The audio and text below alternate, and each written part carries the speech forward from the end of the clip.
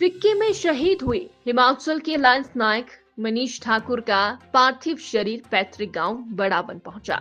जैसे ही शहीद की पार्थिव देह गांव की सीमा पर पहुंची, वैसे ही वहां पर पहले से ही इंतजार में खड़े लोगों ने भारत माता की जय और मनीष ठाकुर अमर रहे की नारेबाजी की।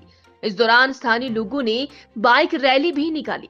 पार्थिव देह यहां पर कुछ देर के लिए अंतिम दर्शन के लिए रखी गई, जिसके बाद उनके पैतृक गांव में शमशान घाट पर उनका अंतिम संस्कार हुआ। बुधवार को शहीद मनीष ठाकुर पंच तत्व में विलीन हो गए। इसी साल 6 मार्च को मनीष की शादी हुई थी। 10 अप्रैल को छुट्टी खत्म होने के बाद वो ड्यूटी पर लौटे थे। 2 जून को सिक्किम के मिलिट्री कैंप में भूस्खलन की चपेट में आने से शहीद हो गए। 12वीं के बाद सेना में भर्ती हुए।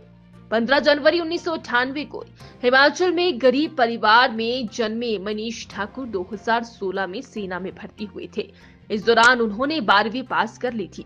12वीं के रिजल्ट के तुरंत बाद ही उन्होंने भर्ती की तैयारी शुरू कर दी, जिसके बाद वो सिपाही के पद पर सेना में भर्ती हुए। गांव के प्रधान कमल शर्मा मनीष के स्वभाव के बारे में बताते हैं। जब भी मनीष गांव आते हैं तो हर किसी से मिलते जुलते थे। उनके निधन की खबर से पूरे क्षेत्र में शोक की लहर है। पिता मजदूरी करते हैं, घर में एक छोटा भाई। मनीष घर में बड़े बेटे थे। उनके पिता जोगिंदर सिंह मजदूरी करते हैं, जबकि मां किरणबाला गृहिणी है। मनीष का एक छोटा भाई भी है जो अभी पढ़ाई कर रहा है। परिवार को चलाने की जिम्मेदारी कुछ सालों से मनीष पर ही थी। धीरे धीरे सब कुछ ठीक हो रहा था। मां के कहने पर शादी की। ग्रामीणों के अनुसार मनीष को उनकी मां बार बार शादी के लिए कहती थी। मां मनीष को कहती थी कि हमें बहू चाहिए। मां की बातों से ही मनीष ने शादी के लिए हाँ कर दी। 6 मार्च 2025 को मनीष की शादी तनु से हो गई। शादी के लिए मनीष करीब 1.5 महीने की छुट्टी लेकर आए थे। जब वो ड्यूटी पर लौट रहे थे तो अपनी पत्नी को जल्दी वापस आने की बात कहकर गए थे। बारिश के कारण हुआ लैंडस्लाइड। सिक्किम में रविवार शाम 7 बजे एक मिलिट्री कैंप भारी बारिश के बाद लैंडस्लाइड की चपेट में आ गया था। इसमें 3 जवानों की मौत हो गई। सेना ने इस पूरी घटना की जानकारी सोमवार को देते हुए सभी शहीद जवानों के नाम बताए। इसमें ही लांस नायक मनीष ठाकुर का नाम भी शामिल था। जानकारी मिलते ही परिवार का रो रो कर बुरा हाल।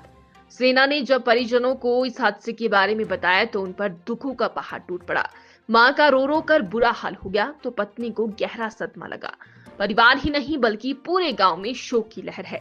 मनीष को याद करते हुए हर किसी की आंखों से आंसू टपक रही हैं। बताया जा रहा है कि हादसे से पहले यानी गुरुवार को आखिरी बार मनीष ने घर वालों से बात की थी। उस दौरान मनीष ने परिवार को बारिश के बारे में बताया था।